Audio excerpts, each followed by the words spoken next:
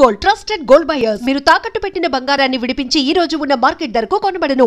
దాంట్లో మా assembly constituency కూడా వస్తుంది, మా ఇంటి వైపు ఉన్నది.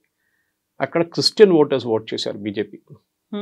దానికి కారణాలు చాలా ఉన్నాయి. ఒకటి కమ్యూనిస్ట్ వాళ్ళ మీద ఉన్న కోపం కానివ్వండి, కాంగ్రెస్ వాళ్ళ మీద ఉన్న కోపం కానీ, లవ్ జిహాద్ ఇష్యూస్, అక్కడ క్రిస్టియన్ అమ్మాయిలు చాలా కనిపించకుండా పోయారు, దాన్ని ఉన్నాయి. ఇంకోటి అక్కడ ఉన్న క్రిస్టియన్ పాలిటిక్స్ కూడా ఉంటుంది చాలా. ఇప్పుడు బీజేపీ ఈ 8 సీట్ల నుంచి లోక్సభ 8 గెలవచ్చండి, దీనికన్నా ఎక్కువ బీజేపీ చేయలేరు. కానీ అసెంబ్లీలో మీరు 8 సీట్లు లోక్సభ గెలిచిన దాని కింద ఒక లోక్సభ సీట్లో 6 సీట్లు పెట్టుకుందాం. అసెంబ్లీ మినిమం 6 నుంచి 7 ఉంటుంది, 6 పెట్టుకుందాం. 8 into 6 48 అసెంబ్లీ సీట్స్ గెలవాలండే బీజేపీ. ఎందుకు 8కే పరిమితం? ఎందుకు 8? అక్కడే మీకు క్యాల్కులేషన్ వచ్చేస్తుంది, మిస్టేక్. బీజేపీ లోకల్ లెవెల్లో ఎక్స్పాండ్ చేయలేకపోతున్నారు. ఇప్పుడు దాకా ఉన్న పార్టీ ప్రెసిడెంట్స్ అందరూ మాట్లాడతారు. నిన్న కూడా ఇదే చెప్పాను, ఇదే ఫంక్షన్ కానీ చాలా మంది అన్నారు, సురేష్ గారు ఎందుకు ఇట్లా జరుగుతుంది, మీలాంటి వాళ్ళు ఇంత మాట్లాడతారు, మోదీ గారు 70 స్కీమ్స్ ఉన్నాయి, 70 స్కీములు ఉన్నాయి, ఆ స్కీముల గురించి మాట్లాడుకుంటా ప్రెస్ కాన్ఫరెన్స్లు పెడతారు పార్టీ ఆఫీస్లో, ఎందుకు చేస్తున్నారని నేను ఎప్పుడు చెప్తుంటా. ఇప్పుడు కూడా నన్ను చాలామంది బీజేపీ లీడర్స్ ఫోన్ చేసి లేకుంటే ఆర్ఎస్ఎస్ వాళ్ళతో ఇండైరెక్ట్గా నాకు మెసేజ్ పంపిస్తారు, ఏంటి సురేష్ గారు ఇట్లా పార్టీ తిడుతున్నారని చెప్పి. తిట్టట్లేదు, మీరు ఆ ప్రెస్ కాన్ఫరెన్స్ ముందు బంద్ చేయండి, అది వేస్ట్. మోదీ గారిని చూడండి, ఏ ప్రెస్ కాన్ఫరెన్స్ చేయరు మోదీ గారు, ఈ 11 సంవత్సరాలు ఎక్కడ చేయలేదు. ఆయన కమ్యూనికేషన్ మారిపోయింది, ప్రెస్ కాన్ఫరెన్స్ అనే కాన్సెప్ట్ పోయింది. ఇప్పుడు షియర్ వేస్ట్ ఆఫ్ టైం. ఇప్పుడు సో డిజిటల్ ఏజ్ ఉన్నప్పుడు ఏం ప్రెస్ కాన్ఫరెన్స్ అండి, మీరు డైరెక్ట్ ఒక 2-3 నిమిషాలు వీడియో చేసి వీడియోలు వేసేసేయండి, అది బికమ్స్ వైరల్. ప్రెస్ కాన్ఫరెన్స్ ఎవరు చూస్తారండి చెప్పండి నాకు.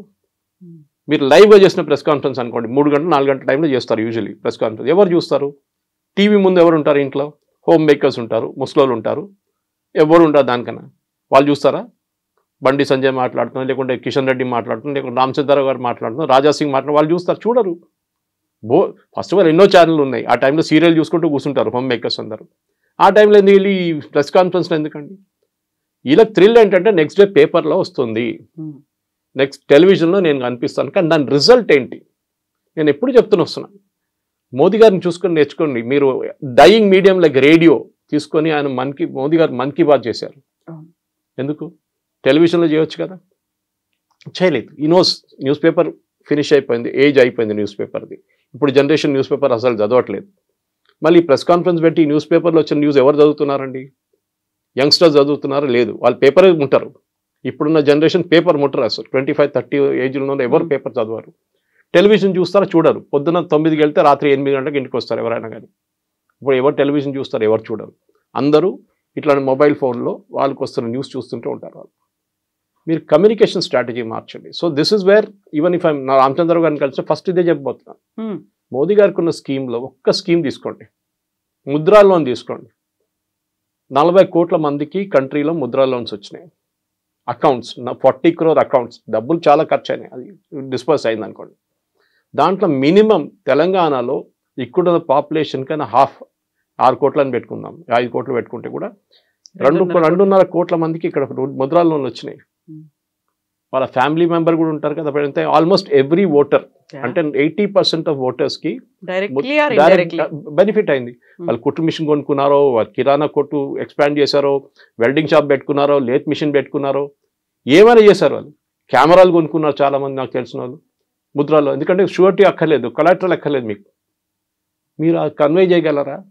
చేయలేరు. This is where BJP Telangana has failed, miserably failed. నేను ఇప్పుడు ఎన్నోసార్లు చెప్పాను, మోదీ గారికి ఉన్న స్కీములు మీరు ఒక్క స్కీమ్ తీసుకొని మీరు పబ్లిసిటీ చేయండి, మీరు మాట్లాడకండి, ఆ బెనిఫిషరీని తీసుకొచ్చి కెమెరా ముందు కూర్చొని మాట్లాడిపించండి. They are the real brand ambassadors. వాళ్ళు చెప్తే చాలు మీకు. వాళ్ళ జీవితం గురించి మాట్లాడినప్పుడు your message gets conveyed. Leadership is not important.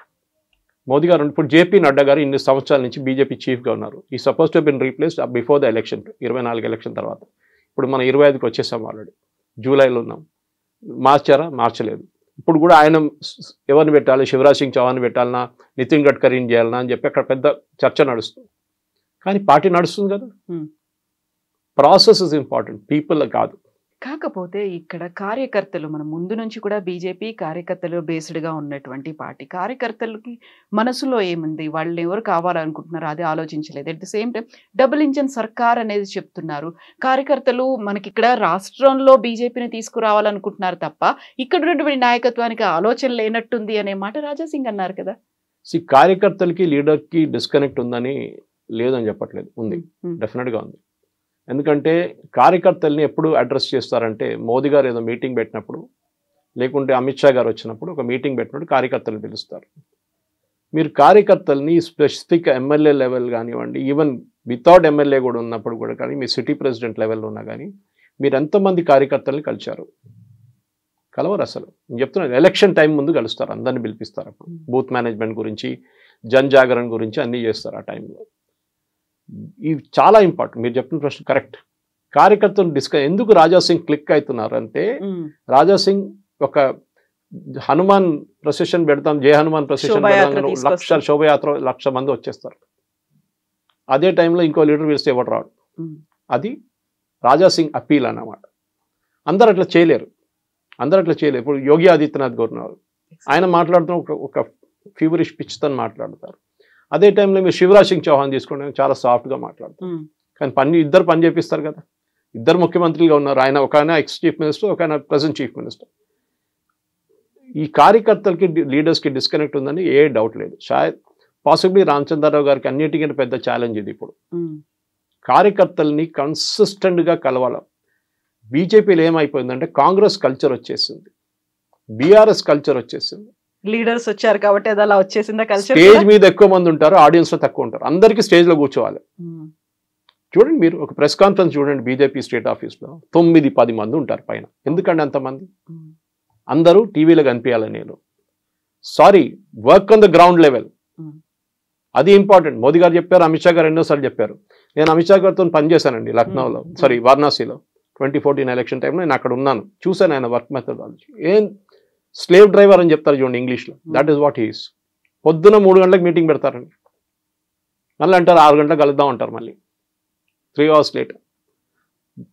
ఒకసారి నాకు ఇప్పుడు కూడా గుర్తుంది, వారణాసిలో 2014లో చాలామంది మేము పొద్దున 10 గంటలకు ఛాయ్ తాగి సమోసాలు తిని జిలేబీలు తిని కూర్చుంటాం పొద్దున. అక్కడ బ్రేక్ఫాస్ట్ అదే కదా. కూర్చున్నప్పుడు వచ్చి చూసి కోపం వచ్చి 5 मिनट में कोई दिखेगा इधर लात मार के बाहर निकाल दूंगा అంటే 5 నిమిషాలు ఇంకెవడని ఇక్కడ కనిపిస్తే కొట్టి బయట పంపిస్తారు. ఇన్ ద ఫీల్డ్ పని చేయాలి. ఎలక్షన్ టైంలో కాదు మీ ఓటర్ దగ్గర వెళ్ళడం. అప్పుడు ఎలక్షన్ ఉండే అనుకోండి, ఇక్కడ కూడా అదే చెప్తాను, మీరు ఓటర్ దగ్గర ఎప్పుడు వెళ్ళాలండి? When is not expecting you, మిమ్మల్ని ఎక్స్పెక్ట్ చేయట్లేదు. ఎలక్షన్ టైంలో అందరూ వస్తారు ఓటర్ స్లిప్లు ఇవ్వడానికి, మా పార్టీకి ఓట్ వేయండి అని చెప్పండి. ఇప్పుడు వెళ్ళండి, ఇప్పుడు వెళ్ళి కలవండి, ఏమేమి ప్రాబ్లమ్స్ అని చెప్పండి. నీళ్ళ ప్రాబ్లం ఉందా, డ్రైనేజ్ ప్రాబ్లం ఉందా, లేకుంటే ఇంకేమైనా ఇష్యూస్ ఉందా అని వాళ్ళు అడగండి ఓటర్స్ని. వాళ్ళు అప్రిషియేట్ చేస్తారు. అది చేయాలండి. దట్ ఈస్ వేర్ కార్యకర్తలు పనికి వస్తారు మీకు. ఎందుకంటే వాళ్ళు గల్లీ వాళ్ళకి తెలుసు. ఇది కార్యకర్తలు, లక్షలాది మంది కార్యకర్తలు ఉన్నప్పుడు వాళ్ళని వాడుకోవడానికి తెలియాలి ఎట్లా చేయాలి. అక్కడే లీడర్షిప్ కేపబిలిటీ వస్తుంది. ఏదో నేను 10 మంది, నేను 20 మంది స్టేజ్లో కూర్చుంటాను, బయట 100 మంది కూర్చుంటారు, 100 మంది కూడా ఆలోచిస్తాను నేను కూడా స్టేజ్లో కూర్చోవాలి. స్టేజ్లో కూర్చోక్కర్లేదండి.